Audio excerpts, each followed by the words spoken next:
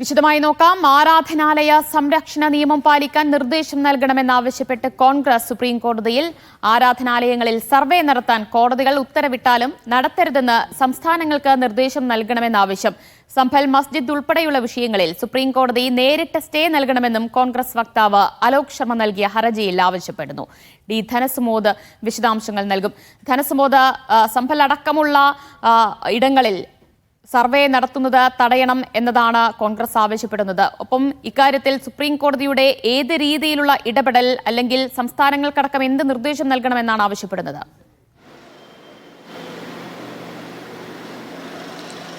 ദിവ്യ, കേവൽ സംഭൽ മാത്രമല്ല, സംഭലും മധുരയും ഉൾപ്പെടെയുള്ള നിരവധി സ്ഥലങ്ങളിൽ ഇതിനകം തന്നെ ഈ സർവേ നടപടികളുമായി ബന്ധപ്പെട്ട് മുന്നോട്ട് പോയിക്കൊണ്ടിരിക്കുകയാണ്. അതുകൊണ്ട് രാജ്യവ്യാപകമായി ഇപ്പോൾ 13 ഇടങ്ങളിലാണ്, 13 കോടതികളിലാണ്, ജില്ലാ കോടതികളിലാണ് ഈ സർവേ ആവശ്യപ്പെട്ട് ഹർജികളുള്ളത്. അതായത് പല നൂറ്റാണ്ടുകൾക്ക് മുമ്പ് 1500 ഉൾപ്പെടെയുള്ള കുറേ വർഷങ്ങൾ, പതിറ്റാണ്ടുകൾക്കും നൂറ്റാണ്ടുകൾക്ക് മുമ്പ് ഇവയെല്ലാം ഇപ്പോൾ ക്ഷേത്രങ്ങളായിരുന്നു എന്ന് ചൂണ്ടിക്കാട്ടിയാണ് പല മസ്ജിദുകളിലും സർവേ നടത്തണമെന്ന് ആവശ്യപ്പെട്ട് രാജ്യത്തിൻ്റെ വിവിധ ഭാഗങ്ങളിൽ, വിവിധ കോടതികളിൽ, വിവിധ ജില്ലാ കോടതികളിൽ ഹർജിയുള്ളത്. അതുകൊണ്ട് ഒരു കാരണവശാലും ഇത്തരം ഹർജികളെ പ്രോത്സാഹിപ്പിക്കരുത് എന്നാണ് ഹർജിയിൽ ഒന്നാമതായിട്ട് ആവശ്യപ്പെടുന്നത്. ഇതിന് കാരണമായി ചൂണ്ടിക്കാട്ടുന്നത് 1991 തന്നെ ഇതുമായി ബന്ധപ്പെട്ട് ആരാധനാലയ സംരക്ഷണ നിയമം ലോക്സഭയും രാജ്യസഭയും പാസാക്കി.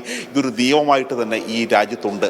ഈ നിയമം അനുസരിച്ചാണെങ്കിൽ 1947 ഓഗസ്റ്റ് 15 ശേഷം ഈ ആരാധനാലയങ്ങളുടെ ഉടമസ്ഥാവകാശം സംബന്ധിച്ച തർക്കം കോടതികളിലേക്ക് നീളാൻ പാടില്ല എന്ന് തന്നെയാണ് വ്യക്തമായി പറയുന്നത്. ഈ 1947 ഇന്ത്യക്ക് സ്വാതന്ത്ര്യം കിട്ടിയ ആ സമയത്ത് ആരുടെ കയ്യിലാണോ, ഏത് വിഭാഗത്തിൻ്റെ കയ്യിലാണോ ആരാധനാലയം ഉള്ളത്, അത് സ്റ്റാറ്റസ് കോ തുടരുക, അത് ഏത് അവസ്ഥയിലാണ് നിൽക്കുന്നത് ആ രീതിയിൽ തന്നെ തുടരുക എന്നുള്ളതാണ് ആരാധനാലയ സംരക്ഷണ നിയമം പ്രതിപാദിക്കുന്നത്. ഇത് മുറുകെ പിടിക്കണം എന്നുള്ള കാര്യം സംസ്ഥാന സർക്കാരുകൾക്ക് നിർദ്ദേശം നൽകണമെന്നാണ് ഈ ഹർജിയിലൂടെ ആവശ്യപ്പെട്ടത്.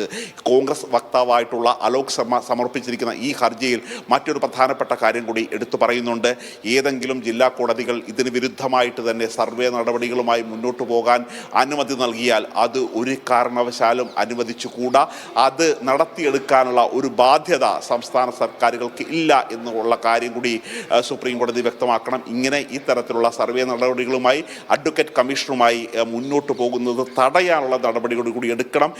ഇതുമായി ബന്ധപ്പെട്ട് കൃത്യമായ നടപടികളും നിർദ്ദേശങ്ങളും സംസ്ഥാന സർക്കാരുകൾക്കും കേന്ദ്രഭരണ പ്രദേശങ്ങൾക്കും നൽകണമെന്ന് ആവശ്യപ്പെട്ടാണ് ഇപ്പോൾ ഹർജി സമർപ്പിച്ചിരിക്കുന്നത്. ഇത് ആദ്യമായിട്ടാണ് ഒരു രാഷ്ട്രീയ പാർട്ടിയുടെ പ്രതിനിധി ഹർജിക്കാരനായി സുപ്രീം കോടതിയിലെത്തുന്നത്. നേരത്തെ സുപ്രീം കോടതിയിൽ ഹർജി കഴിഞ്ഞ വെള്ളിയാഴ്ച എത്തിയിരുന്നെങ്കിൽ പോലും ഹർജി നേരിട്ട് ഉള്ള ഹർജിയിൽ മസ്ജിദ് കമ്മിറ്റിയുടെ ഹർജിയിൽ സ്റ്റേ നൽകുകയായിരുന്നില്ല, മറിച്ച് അവർക്ക് ഹൈക്കോടതിയിലേക്ക് പോകാനുള്ള ഒരു സാവകാശം നൽകുകയാണ് ചെയ്തത്.